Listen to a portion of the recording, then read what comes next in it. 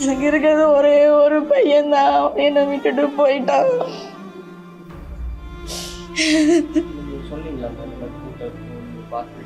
எங்களை சேவ் பண்ணாங்க சார். நாங்களும் போனோம், இல்லை எங்களை இங்கே தானேன்ட்டு போனோம். எங்களை எல்லாம் கொண்டு பேங்க்குள்ள அந்த ஏடிஎம்குள்ளே உள்ள அந்த வாட்ச்மேன் தெரிஞ்சவர் கொண்டு உள்ளே விட்டு இது விட்டு வெளியே வரக்கூடாது. அவர் அங்கே நின்று கை காமிச்சிட்டு வராருமா, நீ எங்கே நின்னாலும் பார்க்கலாமா, நீ வந்துடாதம்மா, நீ என்ன பிள்ளை குழந்தைங்க எல்லாத்தையும் இவங்க எல்லாரும் போயிருந்தோம் 10-20 பேர் உள்ளே நிற்க வச்சுட்டு எங்களை சேவ் பண்ணிவிட்டு அவன் போய் இப்படி மாட்டிக்கிட்டான்.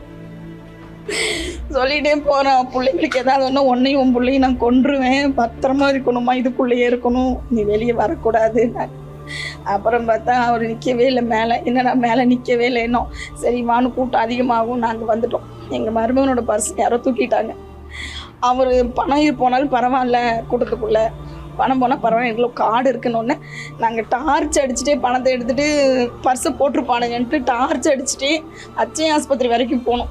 அச்சய ஆஸ்பத்திரி போனதுக்கப்புறம் தான் தெரியும் இவ்வளோ பேர் மயக்கம் போட்டு நாங்கள் போய் தொலாவிட்டு அங்கேயே நின்றுட்டோம்.